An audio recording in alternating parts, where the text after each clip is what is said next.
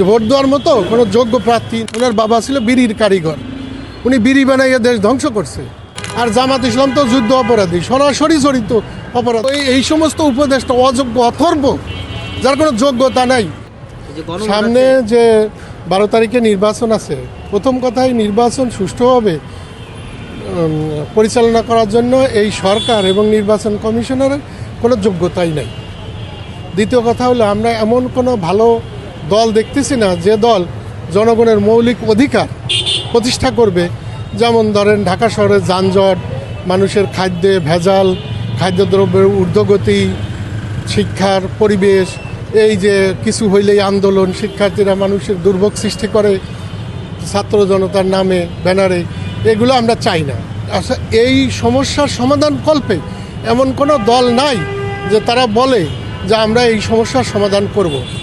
খালি শুধু বলে চাঁদাবাজি, দুর্নীতি মুক্ত করব, কিন্তু এর কোনো ব্যাখ্যা নাই, এর কোনো বিশ্লেষণ নাই।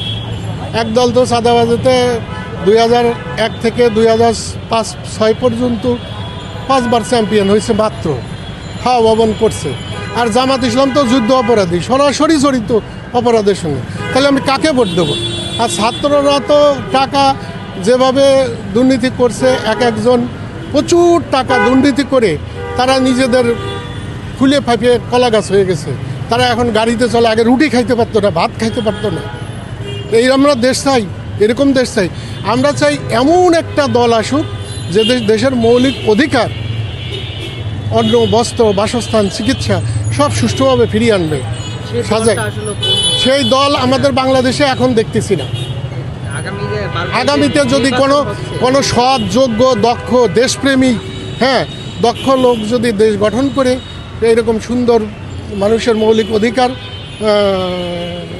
সুরক্ষিত রাখে বা অঙ্গীকার করে, সৎ, যোগ্য, দেশপ্রেমিক, দক্ষ, তাহলে সেই দলকে আমরা ভোট দেবো। এখন আমরা কোনো দলকেই ভোট দেবো না, কাউকে দেবো না। আমরা এরকম যোগ্য প্রার্থীই পাই না, যে ভোট দেওয়ার মতো কোনো যোগ্য প্রার্থী নাই। সব তো নিজেদের আখের গুছাইতেছে। একজন যোগ্য প্রার্থী বা যোগ্য দলের আসলে আর কি কি গুণ থাকে? গুণ থাকা, প্রথম কথা হলো দেশপ্রেমিক হইতে হবে। প্রথম হলো সততা থাকতে হবে, মানুষের কথা শুনতে হবে। একজন দেশপ্রেমিক নেতা সে 500 লোকরে ডাকবে, বিভিন্ন শ্রেণী পেশার মানুষ, ইঞ্জিনিয়ার, ডাক্তার, তারপরে সাধারণ মানুষ, রিক্সাওয়ালা, শ্রমিক, সমস্ত পেশাজীবী মানুষের তাদের অপিনিয়ন কি, তাদের শুনিয়ে মতামত বুঝতে হবে। শুধু আমাদের মতামত চাপায় দেব, যেমন ধরেন পিআর, এই যে তারপরে এই যে না ভোট, এই সমস্ত মানুষ গ্রহণ করে না। আপনি প্রত্যেকটা মানুষের কাছে যান, এগুলো না কয়েকজন বোঝে? আমি তো বুঝি না, তাহলে কি কেন ভোট দিবে? আর নির্বাচিত সংসদ সদস্যরাই এই সমস্ত সিদ্ধান্ত নিতে পারে। কিন্তু আমাদের দেশে এরকম সততার দল নাই, যারা ওই রকম ত্যাগী নেতা, যোগ্য 60-এর দশকে ছিল, 50-এর দশকে ছিল, 70-এর দশকে যে ত্যাগী নেতাগুলো ছিল, ঢাকা ইউনিভার্সিটিতে লেখাপড়া করা তাদের নেতা ছিল, তারা আদর্শ ছিল, নৈতিকতা ছিল। এরকম নেতা এখন নাই। এখন যে তরুণরা তো আরও খারাপ। তরুণরা দেখতেছে এটা কী করতেছে। এই 1.5 বছরে যেখানে শেখ হাসিনা রেখে গেছিল 2 লক্ষ কোটি টাকা ঋণ, সেখানে হয়েছে 23 লক্ষ কোটি টাকা ঋণ। এই যে বাণিজ্য উপদেষ্টা এই কথা বলছে, আবার বাণিজ্য উপদেষ্টা বলে যে পদ্মা সেতু না বানাইয়ে আমরা কৃষিতে বিনিয়োগ করলে চালের দাম 5 টাকা কমে যেত। উনি কি বোঝে? ওনার বাবা ছিল বিড়ির কারিগর, উনি বিড়ি বানাইয়ে দেশ ধ্বংস করছে।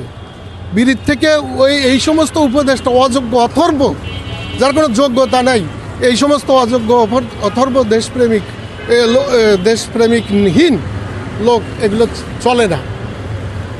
এগুলো সবটি অযোগ্য।